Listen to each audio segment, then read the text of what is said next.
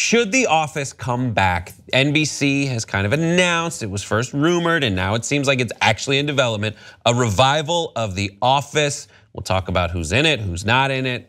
But first, thoughts, 5 words or less. No, just no. Shoot, bring back Living Single. Wow, sure, why not?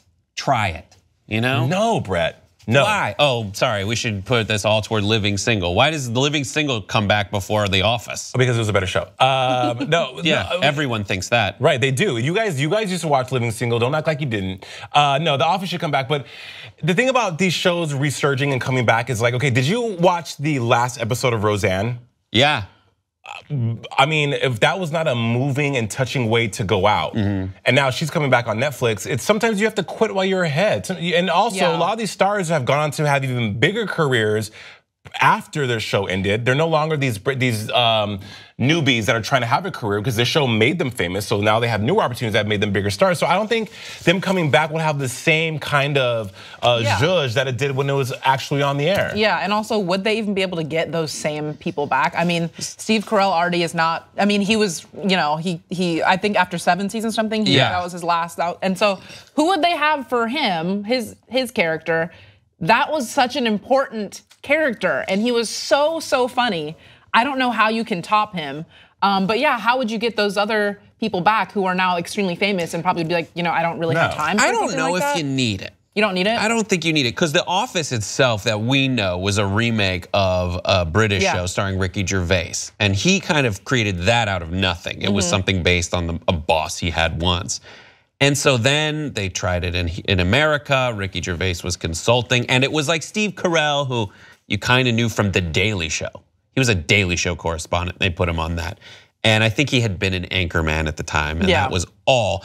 And then it took on a life of its own. It took a while to find its feet. But the whole idea of The Office is you just have really funny people working together. And it's like their daily crap. Yeah. I think The Office world has changed from then to now over the last few years. I don't know if you necessarily even need it to be a paper company. I know, I was just thinking maybe actually it could be The Office, but not the same office, not the same people. And you could still make it just as funny, if not funnier. Right, so that's a great point because if they retool the creative, then it goes in a different direction, sure. But what's a show that came back? Will and Grace. I used to love Will and Grace. When Will and Grace was on in the 90s and through the early 2000s, their subject matter back then was a little bit more risque, avant-garde, envelope. You hadn't seen that. Right, but now that it's back on the air, I'm not buying Grace Adler being almost 50 still acting like, oh, I don't know what's going on in my life. So do you watch it though? I do watch it. And now I heard some people who love it. They're watching it like it's back, it never nostalgia. Missed a beat. No, I think it didn't miss a beat in the sense of Karen. I think her character is always timeless.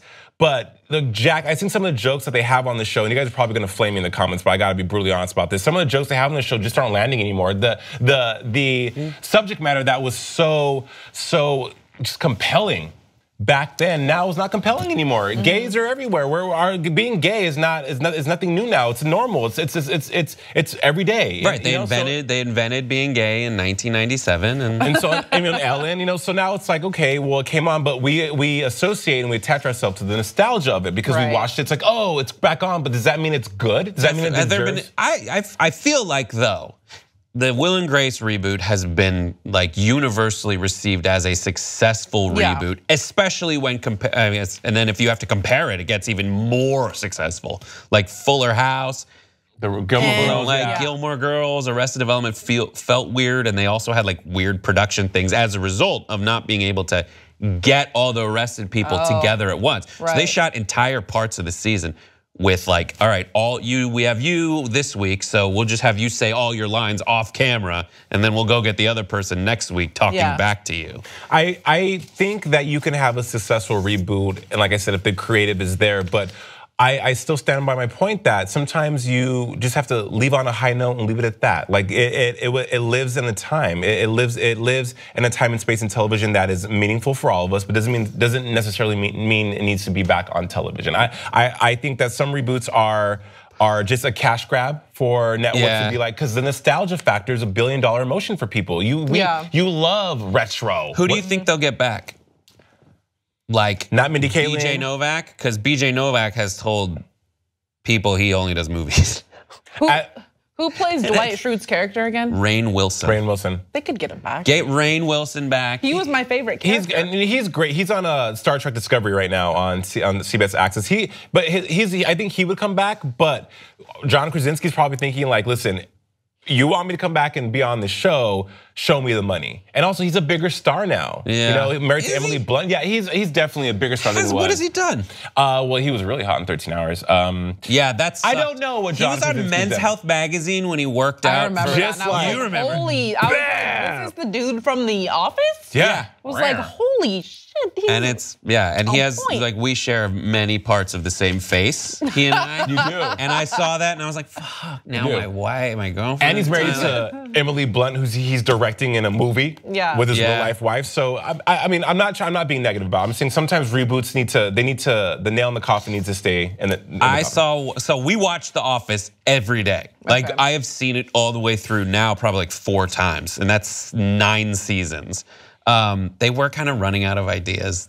Well, a writer told me toward the end, they were like, I don't know what we're gonna do. But one idea of like Ryan and Kelly, so Mindy Kaling and BJ Novak, their life, if they could just get their life together. Or I think if they just completely started over. Right, Mindy Kaling for sure is not good. Mindy Kaling has blown up with the Mindy Project on Hulu. She also has a show that's been and Ocean's 8. She's like gonna be everywhere in 2018. Yeah, so she's got a new show that's already gonna happen with Durs from Workaholics when she's like their mama. You know who they should get? Aziz Ansari. Aziz Ansari would be great. He would be hilarious. He did Parks and Rec, but he's so far, he's so big. I know, but he is doing TV. Yeah. I don't know. What do you guys think would be a good show to bring back? Is this a good idea? Thanks for watching today. On behalf of the whole crew, see you next time.